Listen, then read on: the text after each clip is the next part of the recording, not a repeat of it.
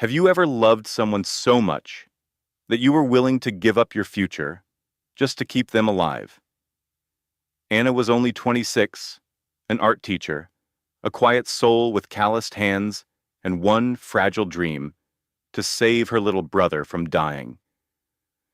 But what if the only way was to marry a cold billionaire she had never met?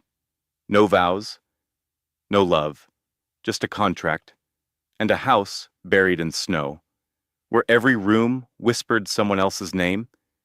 If it were you, would you sign your name? Would you give your heart to a man who locked his grief behind piano keys and silence? This is not a fairy tale. It is a story of choice, pain, and the kind of love that asks everything of you and nothing at all. If this story speaks to you, comment 1. If you think we can do better, comment 2. Either way, your voice matters here. Would you marry a stranger if it meant saving the only family you have? Left Anna Whitmore had asked herself that question more times than she could count. At some point, she stopped asking. She just said yes. The snow fell like quiet ash over Montana, light but cold. The black SUV moved slowly along a narrow road lined with pine trees. Its tires left faint tracks behind. No one spoke inside the car. Anna sat in the back seat, hands folded in her lap. Her fingers were wrapped in wool gloves, but they still felt cold. She looked out the window.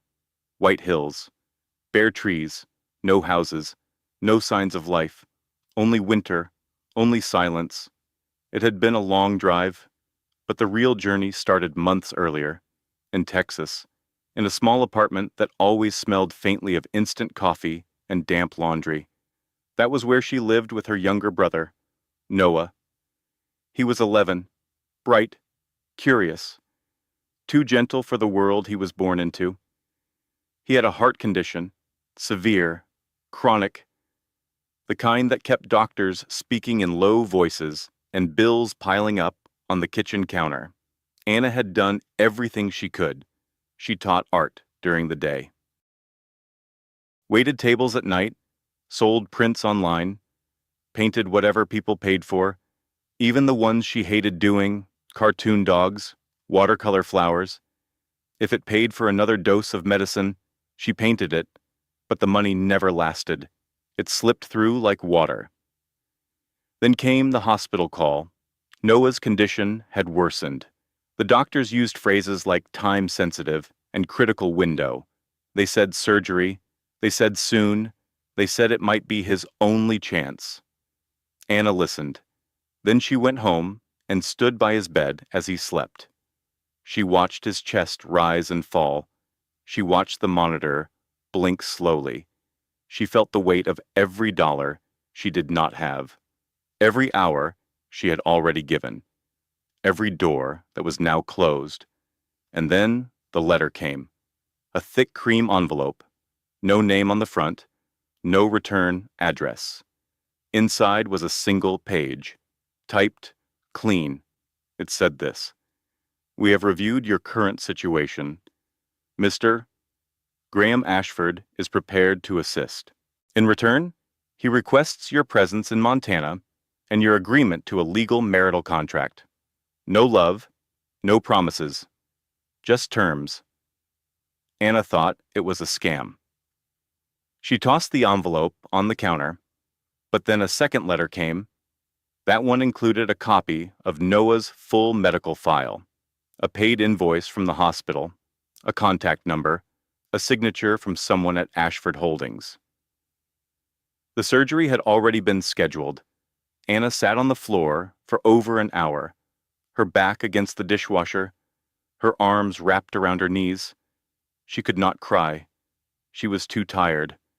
She did not know who Graham Ashford was, only that he was a billionaire, that he lived alone in the mountains of Montana, that he did not speak to the press, that he did not believe in love, that he wanted a wife, on paper, for 1 year, no questions asked, and that he was offering a future for Noah.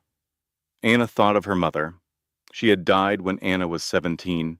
Cancer, quick and cruel.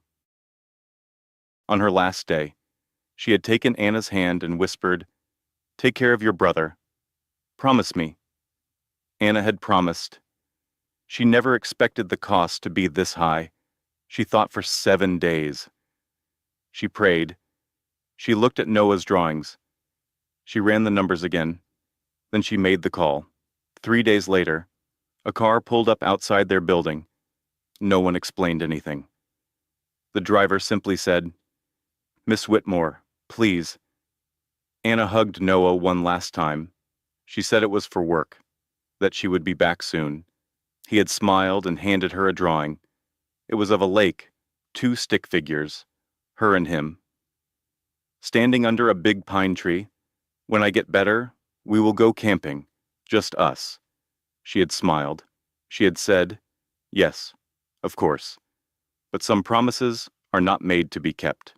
Some are made so the other person can sleep. Now, the house was close. She could see it.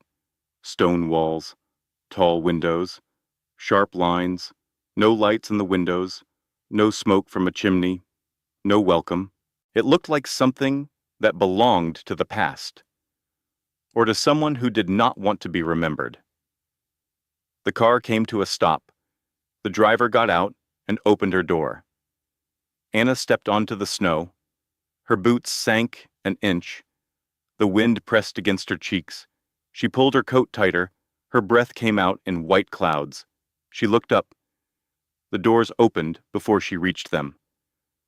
A tall figure stood in the shadows of the entryway. He did not smile. He did not speak. But he was waiting. Anna stepped inside. The warmth hit her first, not from people, from machines. Hidden vents hummed low through the old walls. The air smelled clean, too clean, like no one had lived here for a long time. The floor beneath her boots was stone. Her footsteps echoed softly. To her left, a staircase curled upward. To her right, a hallway stretched long and quiet. No pictures on the walls. No coats hanging by the door. A woman stood nearby, gray hair in a neat bun, dressed in navy, calm face. Straight posture. She gave a small nod. "Welcome, Miss Whitmore. I am Martha. I manage the house. Mr. Ashford is waiting in the drawing room." Anna followed without a word. The hallway was wide and cold. Oil paintings lined the walls. Dark trees, frozen lakes, black birds in flight. They turned a corner, then another. The house felt like a maze. Each room passed was beautiful, but silent. Too perfect. Finally, Martha opened a tall wooden door. Inside stood a man, Graham Ashford. He wore a black suit, no tie. His posture was still, almost motionless. He stood near the fireplace, one hand resting lightly on the stone mantel. He did not move when she entered. He only looked at her, not long, not rude, but direct. Anna froze. He looked exactly how she imagined, and nothing like it. His hair was dark, neatly kept. His eyes were light gray, cold at first glance, but not lifeless, sharp, watchful. He had the kind of face you would remember, but not easily describe. He nodded once. "Miss Whitmore." His voice was calm, steady, not cold, but measured. She opened her mouth, but no sound came out. Martha stepped forward. "The witness is waiting. If you are ready." Anna blinked, then nodded. They walked into another room, this one smaller. A table, 2 chairs, a single folder placed neatly in the center. The woman already seated stood as they entered. She wore glasses, carried a leather briefcase. Her name was Evelyn. She did not smile, only opened the folder and began to speak. "This contract is valid for 12 months. No early termination. No legal claim to any estate or holdings. Medical costs for Noah Whitmore will be paid in full. Education through college will be covered. At the end of the term, A trust fund will be released in your name. Anna sat down slowly. Her hands rested on her knees. Her coat still buttoned. Graham remained standing. Do you have any questions? Anna looked up. Only one. Why he met her eyes? No pause. Because you are the kind of person who keeps her word. She said nothing, but her throat tightened. Evelyn opened a pen, placed it in front of her. When you are ready. Anna picked it up. She read the first page, then the second. Every word pressed into her chest like a stone. She remembered Noah's smile, his question, "Are we going to be okay?" She had nodded. She had said yes, so now she signed, one page, then another, until it was done. Evelyn stood, collected the papers, nodded. That is all. She left the room. Only Anna and Graham remained. He looked at her again. You may follow Martha. She will show you your room. She hesitated. What about you? He turned away. I live in the West Wing, and you are in the East. You may go anywhere on that side. She waited, but he said nothing else, not even goodbye. She turned and left the room. Martha was waiting in the hall, her hands folded neatly. This way, Miss Whitmore. They walked again through the long hallways. Anna noticed new things now. The rugs, the corners where dust gathered, the smell of wood polish, a faint hum from behind closed doors. They reached a set of tall double doors. Martha opened them. This is your room. Dinner will be at 7. You are not required to attend. Good evening. And she left. Anna stepped inside. The room was large, larger than her entire apartment back in Texas. A fireplace glowed behind glass. A bed with white sheets stood at the center. 2 armchairs faced the windows. A low table between them held a small lamp and a tray with water. One door led to a bathroom, another to a closet. She did not open either. She walked to the dresser. On top lay an envelope. She opened it. Inside was a single silver key and a note. You may lock your door at night if you wish. Anna stared at the note for a long time. Then she placed the key back down. She sat on the edge of the bed, her coat still on, her hands on her lap. She was now married, legally. Completely and entirely alone. The first night was colder than Anna expected. Not outside. Inside. Despite the fire in the room and the thick quilts on the bed, there was a chill that never left the air. She stood near the window. Snow was still falling. The lake below was half frozen. The trees around it looked like old sentinels, quiet, bare, watching. She had not changed clothes. She still wore the coat she arrived in. Her suitcase sat by the chair, unopened. In the corner of the room, the silver key glinted on the nightstand. Anna looked at it again, then walked over and picked it up. She turned it in her hand. It was heavy, cool to the touch. She walked to the door, locked it. The click was soft, but it echoed in her chest. She changed into a cotton nightgown left in the closet. Simple, white, clean, no lace, no warmth. She pulled the blanket over herself and lay still. No one came, no knock, no footsteps, only silence. And then, somewhere deep in the house, she heard it. Music, a piano, just a few notes, soft, wandering, like someone remembering a melody they had once known, but could no longer finish. Anna sat up. She listened. The sound came and went, faint, as if from behind thick walls, or an old dream. She stood, pulled her robe around her, unlocked the door. The hallway was empty. No wind, no voice. Just that music, drifting like smoke through closed doors. She followed it, each step slow, careful. Her bare feet made no sound on the rug. She passed rooms she had not seen before. A library, a sitting room, a hallway with old photographs. She paused at one of the pictures. It showed a young woman holding a child near the edge of the lake. Both were smiling. The photo was black and white, but someone had drawn a soft blue around the woman's scarf. She looked familiar. Anna stepped closer. The frame was dusty. The glass cracked slightly in the corner. Then she noticed something. A small tear. A mark. The photo had once been larger. Someone had cut part of it away. She stared at the edges. The missing piece had been torn, not trimmed, as if done in a hurry. She looked around the hall. No music now, just her breath. She turned and continued walking. At the end of the corridor, a door stood slightly open. Inside was a large room. A grand piano sat near a tall window. The lid was half lifted, the bench empty. The fire in the hearth was long dead. Cold ash lay in the tray. Dust covered the keys, but one was clean. Just one. Anna stepped closer. She reached out, pressed a single key.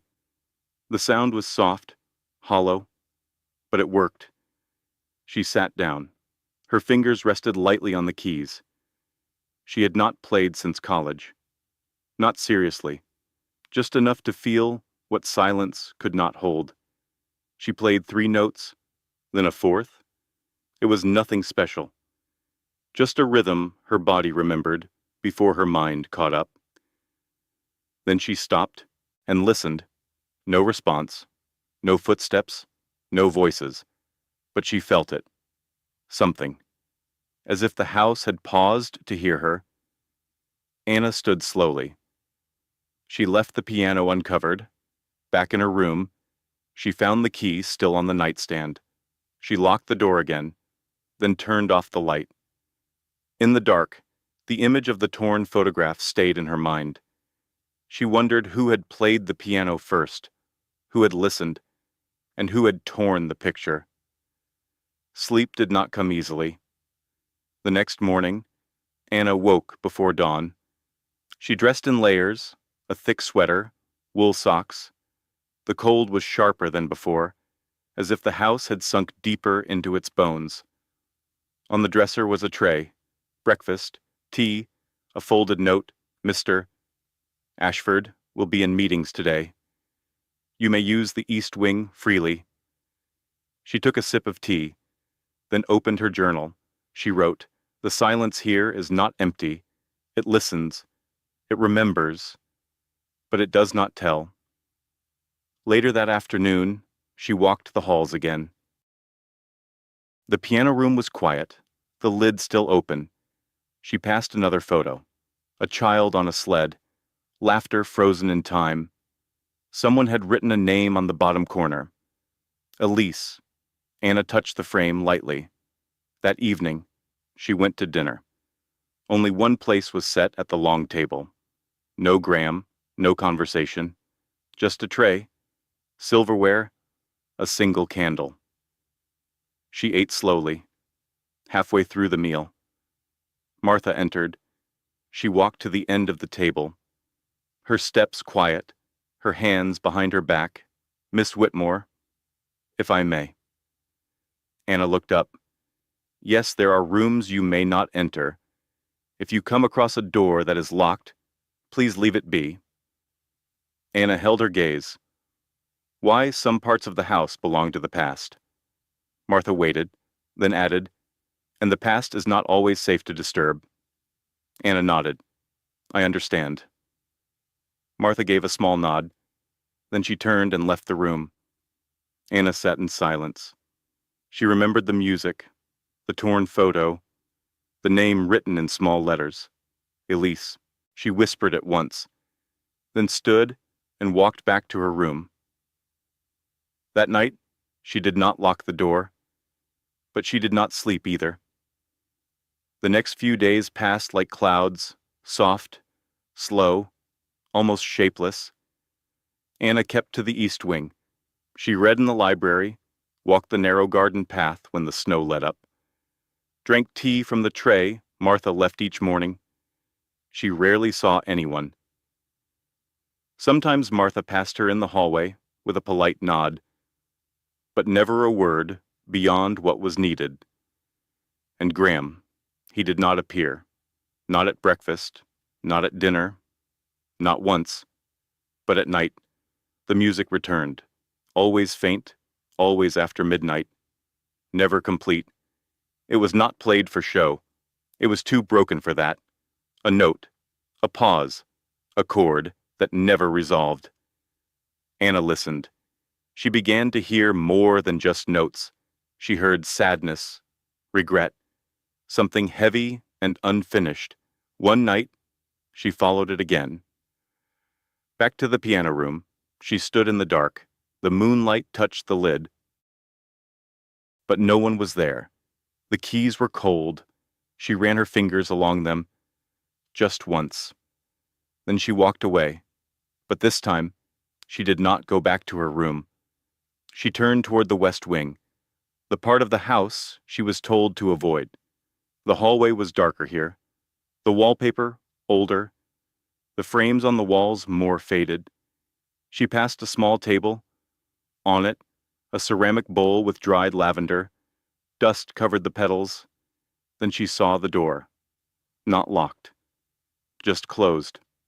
She paused. Her hand touched the knob, but something stopped her.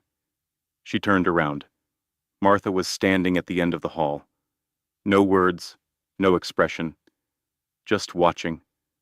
Anna stepped back. I am sorry. I was only looking for... Martha shook her head gently. No need to explain.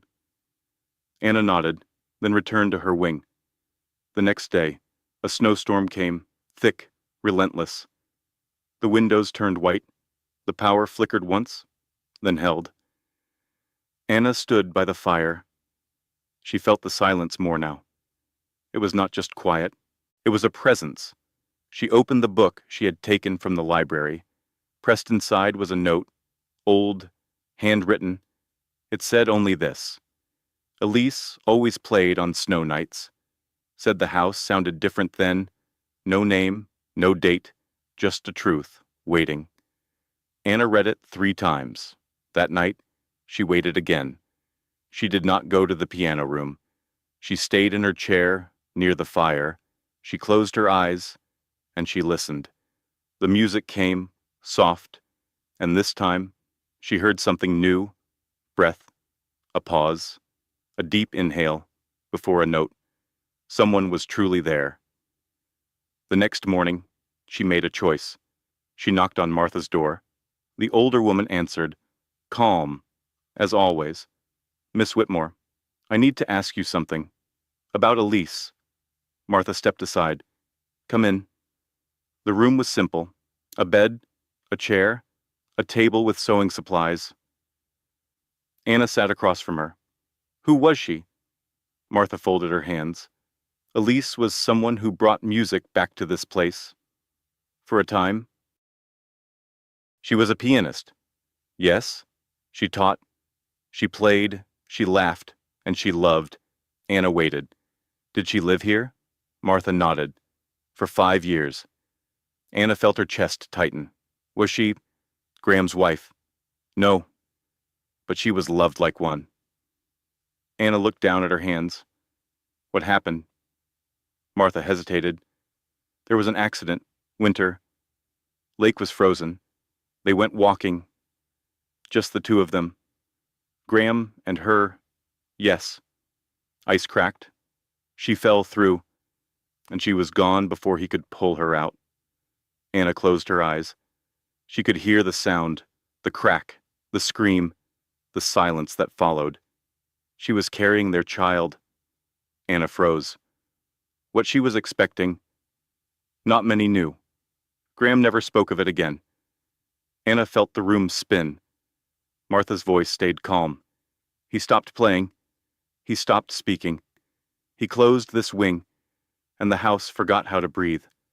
Anna stood. Thank you. Martha nodded. Miss Whitmore, yes, be kind to him. He lives with more silence than most can bear. That night, Anna sat by the piano. She played a single song, simple, slow, the one she used to hum to Noah when he could not sleep.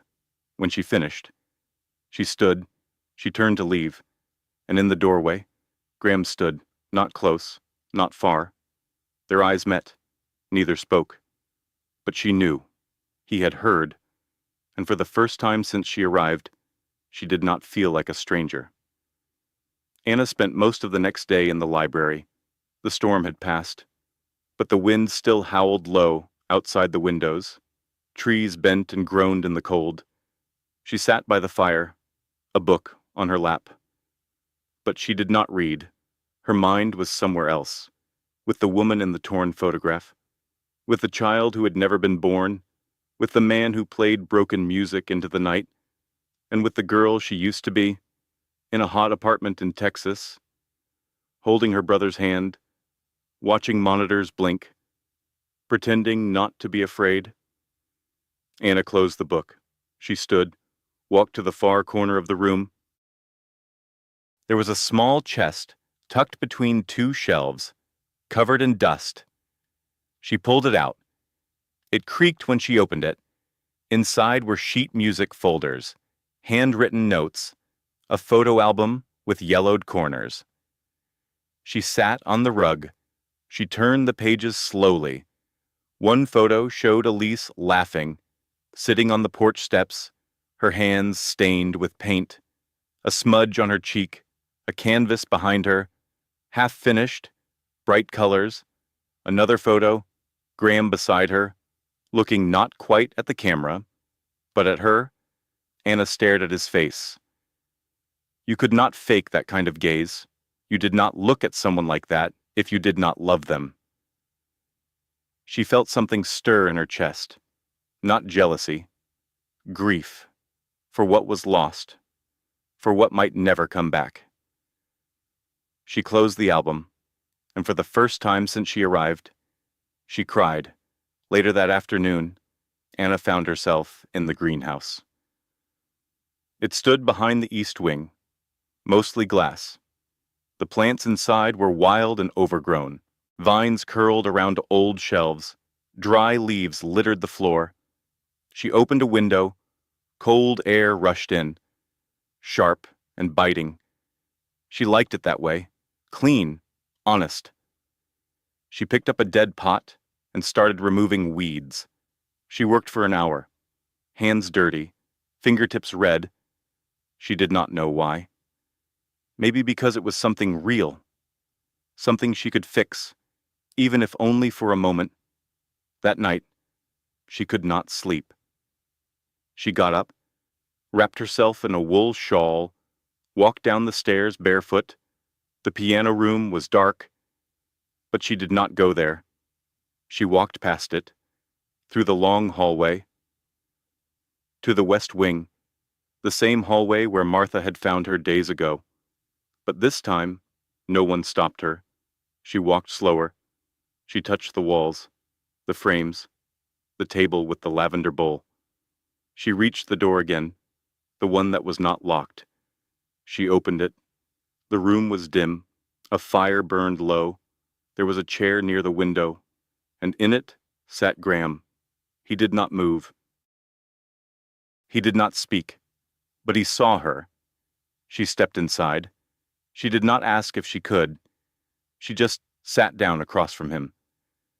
For a long time, they sat in silence. Then Anna spoke. Tell me what you miss most. Graham looked at the fire. She did not wait for a full story, just waited. After a moment, he said, her hands, the way she moved them when she talked, always painting in the air. Anna nodded. Mine is my brother's laugh, when he thinks I am not watching. Graham turned his eyes to her. You are doing all this for him. She nodded. I would do it again, even if it meant giving up everything, even yourself. That part I am not sure of. Graham was quiet. Then he said, I once thought silence could protect me. that if I stopped speaking, stopped playing, stopped remembering, it would stop hurting. Did it? No. She waited, then said, I do not want to be here just because of a contract, but I cannot leave him. Not yet. I understand. They sat in silence again. The fire crackled softly. Graham leaned back. You know, she was not perfect. Elise. She broke things when she was angry. She burned food. She forgot names. But when she laughed, the whole room leaned closer. Anna smiled.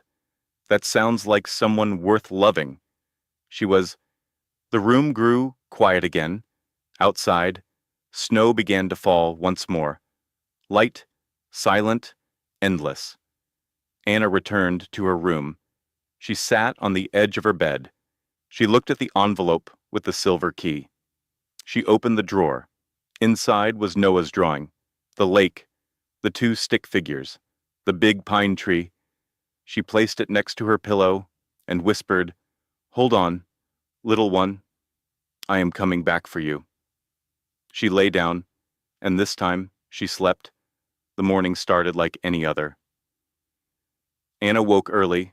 The sky outside her window was pale gray. The snow had stopped. Everything looked frozen in place. Still, beautiful, cold. She stretched her arms, reached for the drawing Noah had made, ran her fingers over the crayon lines. Then came the knock. Soft, 2 times. She opened the door. Martha stood there, her eyes calm, but there was something under the surface. A call came for you. It is urgent. Anna's chest tightened. Is it about my brother, Martha? Gave a short nod. Yes. The hospital in Austin. Anna did not wait. She pulled on her coat, followed Martha down the hall, into the study where the house phone waited. The receiver sat quietly on its hook. The cord curled like a sleeping snake. Martha handed it to her. They are on hold. Anna took it with both hands. Hello? A woman's voice answered, soft, professional. Miss Whitmore. Yes. This is she. Your brother Noah was admitted last night. He experienced complications. We stabilized him, but there are some concerns. Anna gripped the table edge. What happened? His heart rate dropped. There was fluid buildup. We believe it is time to prepare for surgery. The original timeline has moved forward. She could not speak. The voice continued. The operation can happen within 72 hours, but we will need a family member to be present. He is asking for you. Anna swallowed hard. I will be there. She hung up, turned around. Graham stood in the doorway. Not close, not far. She met his eyes. No words were needed. He nodded once. I will have the plane ready in 1 hour. Anna packed quickly. Her hands shook. She folded her coat, tucked the drawing into a book, tied her boots too tight. By the time she reached the driveway, the jet was already waiting. The driver opened the car door. Inside, Graham was seated. You are coming. Yes. You do not have to. I know. Anna looked at him. Why are you doing this? He looked out the window. Because it matters to you. The jet lifted off, smooth, silent. Anna stared out the window. The clouds looked heavy, like they could fall any second. Graham sat beside her, but he said nothing. She turned to him. What were you doing when the call came?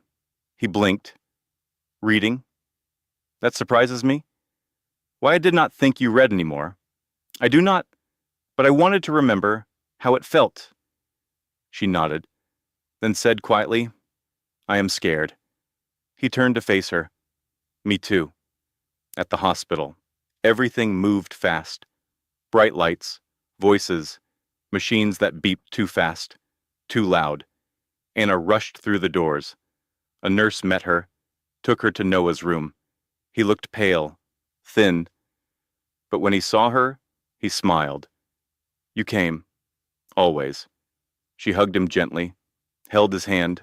Beside her, Graham stood quietly. Noah looked up at him.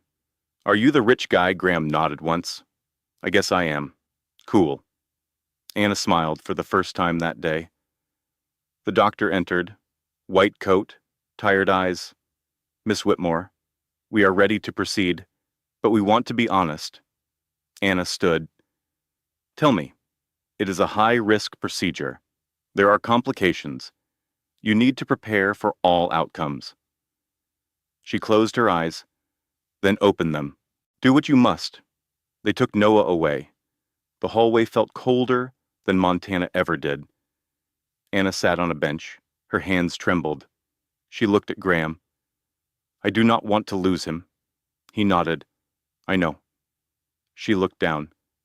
If I do, I will have no one. That is not true. She looked up.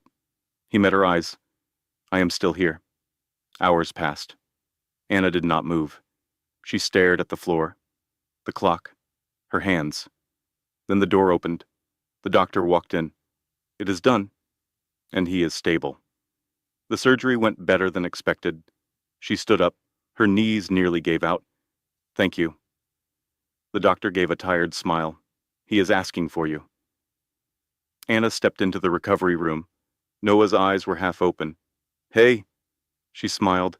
Hey yourself, he whispered. He told me. Told you what? That you married him. To save me. Anna froze. Noah looked at her. I heard him talking to the nurse. He said you gave everything for me. Anna sat beside him.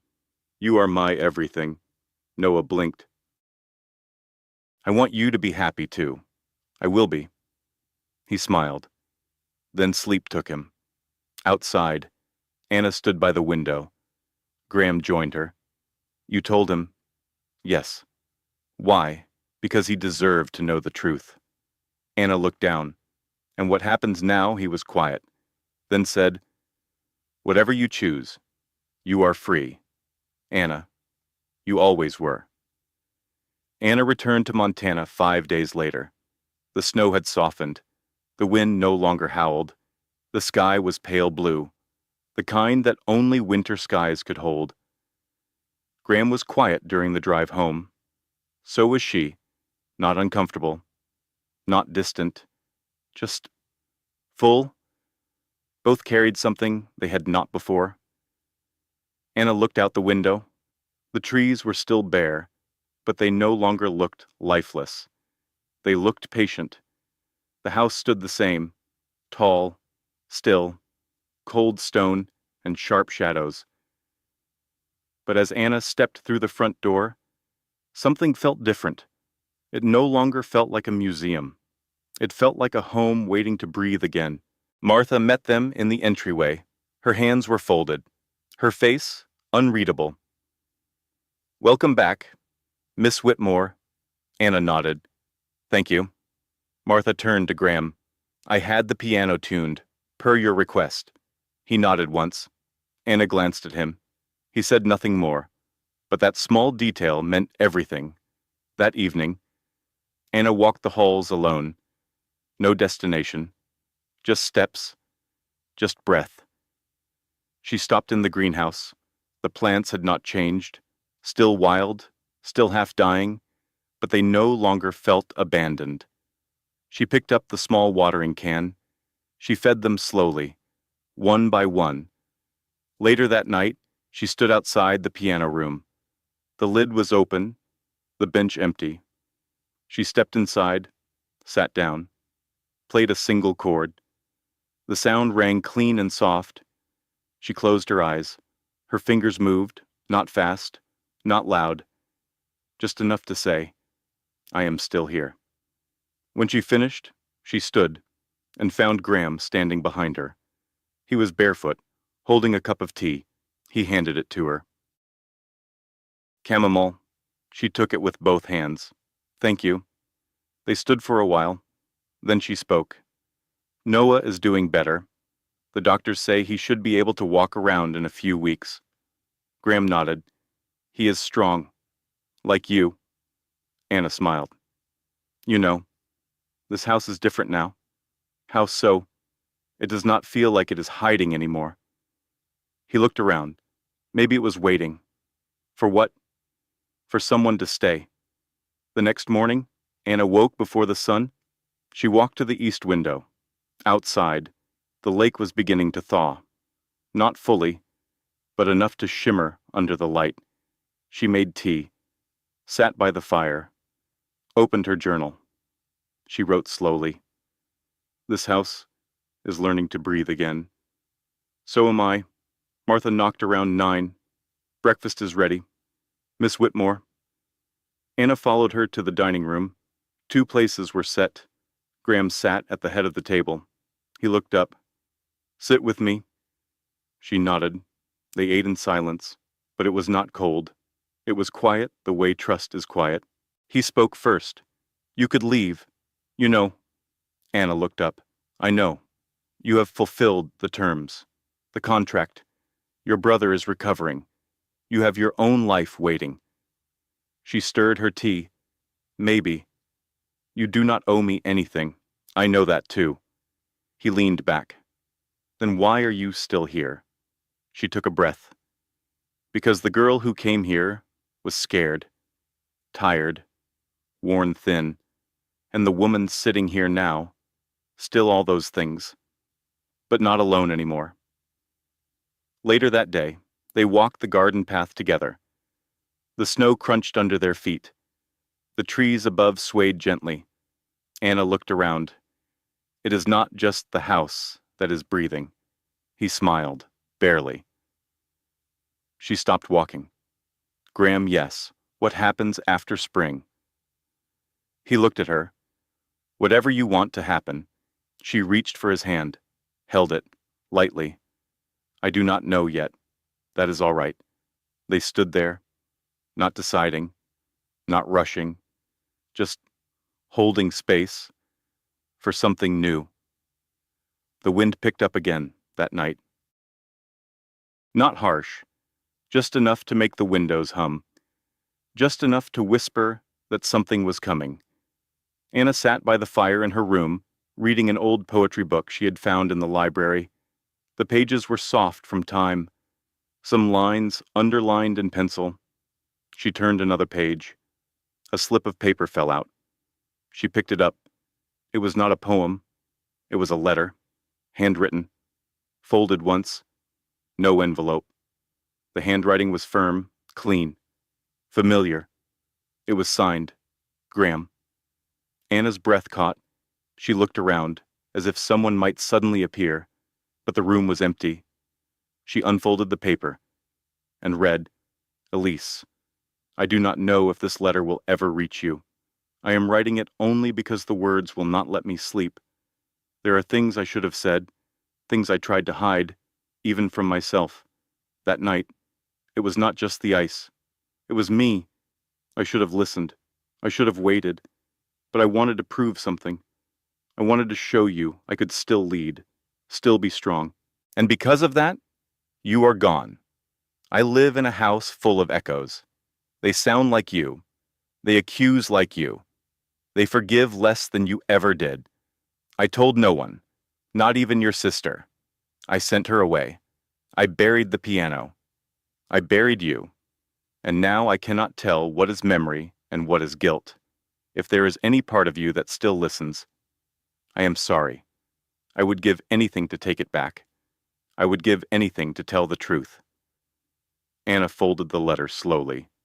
Her hands shook, not because of Elise, because of what it meant, because Graham had written this and never sent it, because he had kept it, hidden in the pages of a book he claimed he never read, because it was not just guilt, it was confession, and that confession had not included her. She walked down the hall, fast, barefoot, the floor cold under her soles. The door to the west wing was open. She found Graham in the library, alone, a fire barely lit, shadows dancing across the walls. He looked up when she entered. Anna. She held up the paper. He stood slowly. Where did you find that? In a book. You said you did not read anymore. I do not. Then why was this there? He did not answer.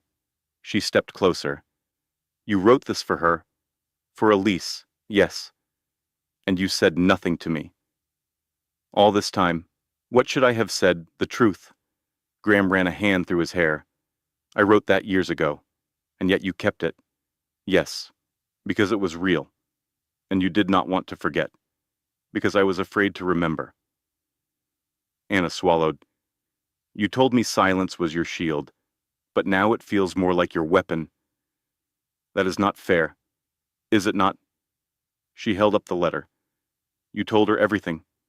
But me, I had to dig it out of a book, like a secret buried on purpose. Graham stepped forward. Anna. No. Her voice cracked. I gave everything. I trusted you. Not just with my time. Not just with Noah. With me. And you never let me in. He reached out. She stepped back. Do not. His hand dropped. Anna turned. Left the room. She did not go back to her room. She walked to the piano. Sat down. Played. Not soft.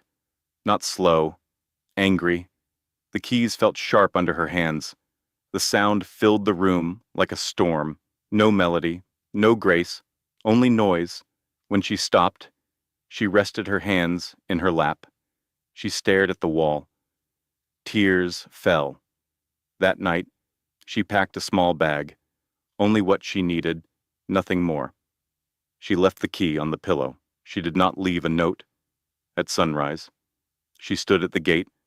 A driver waited. Martha stood beside her. You are leaving. For now.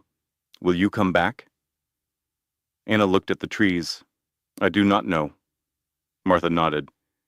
He will not stop you. I know. But he will wait. Anna did not answer. She stepped into the car. The door closed. The engine started. The gates opened. And the house behind her stayed quiet. Not cold, just waiting. The town of Helena was quiet in March. Snow still clung to the edges of roofs. But the air had softened. Birds began to return. And with them, a strange kind of hope. Anna rented a small room above a bookstore. The woman who owned the place, Clara, was kind, but not curious. She handed Anna the keys, gave her a tour, and said, You stay as long as you need. No one here is in a hurry. Anna liked that. She unpacked only a few things. A sweater, her journal, Noah's drawing. Every morning, she made coffee in a chipped mug. Walked 2 blocks to the hospital, where she volunteered in the children's art program. It helped. The paint, the laughter, the smell of glue and paper. It reminded her that healing does not always roar. Sometimes, it sits quietly beside you, waiting. At night, she wrote letters to Graham. She never mailed them, but she wrote anyway. March 14th, I saw a girl today. She had your eyes, gray like winter skies. She was painting a dog with 3 legs.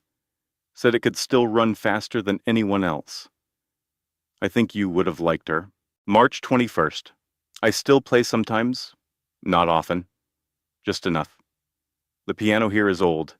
Keys stick, notes ring uneven, but it listens.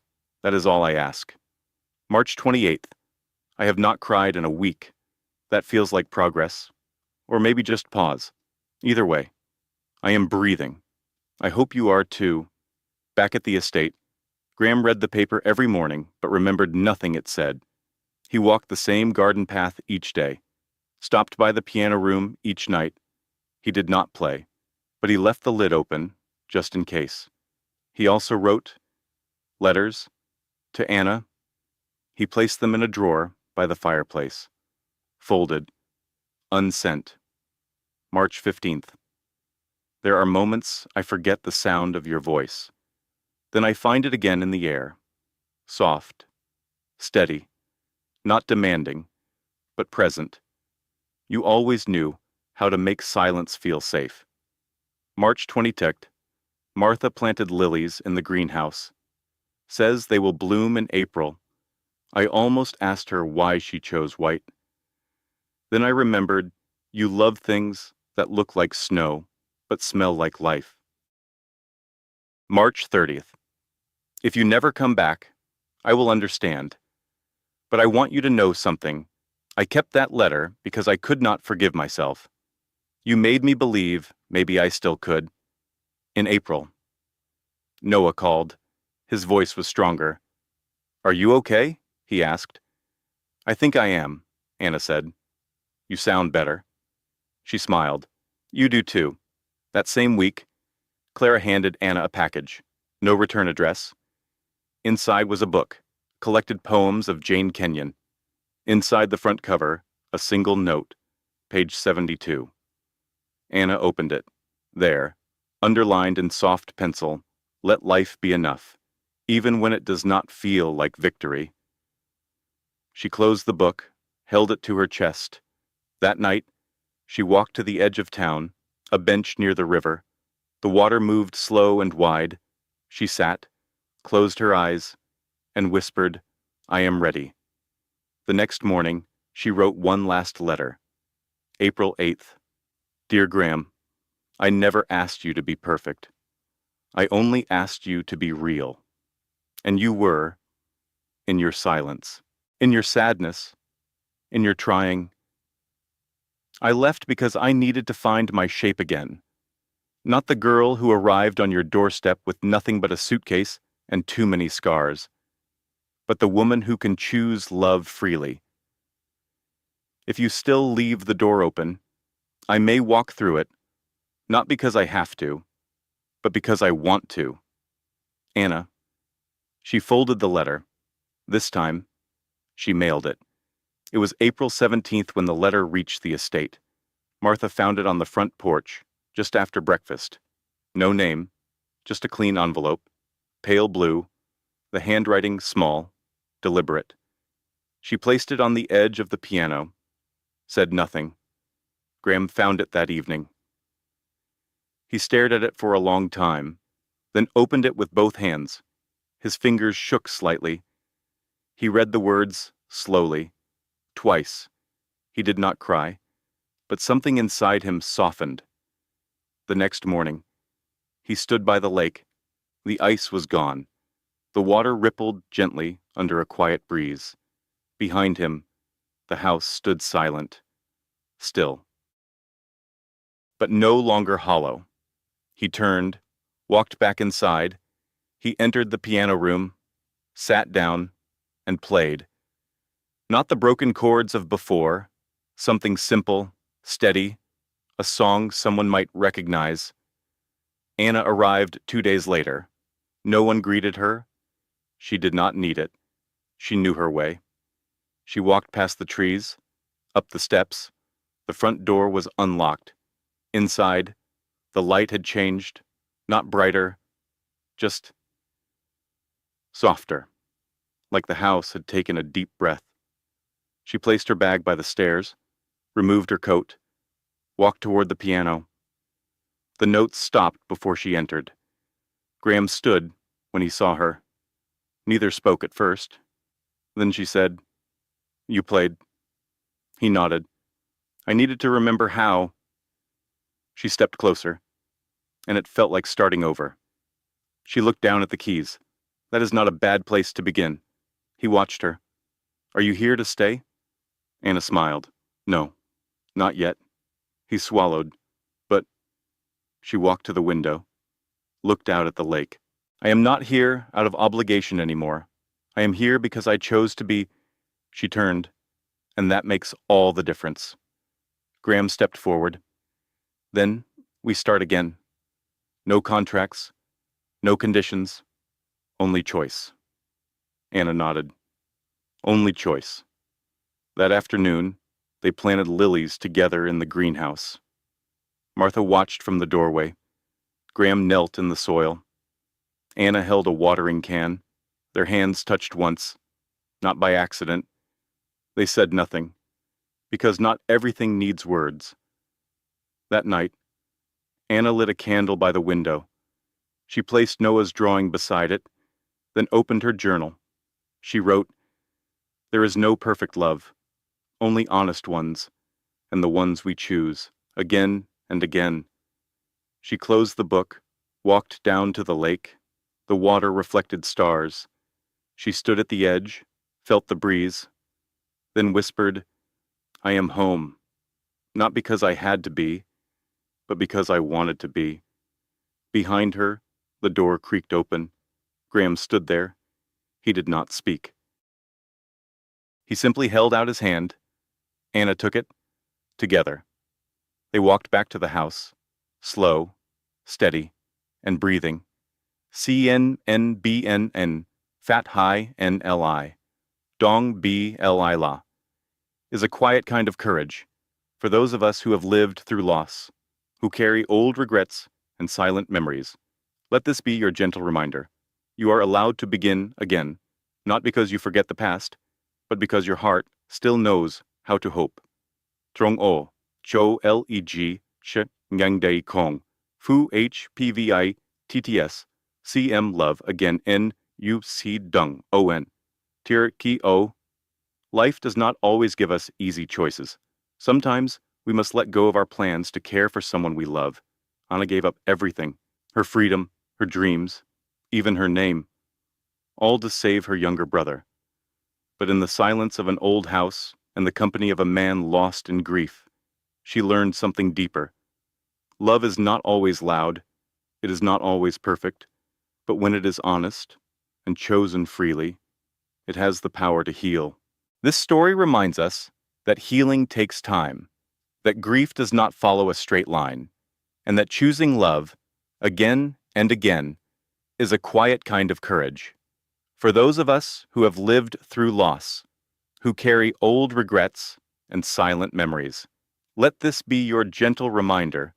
You are allowed to begin again, not because you forget the past, but because your heart still knows how to hope.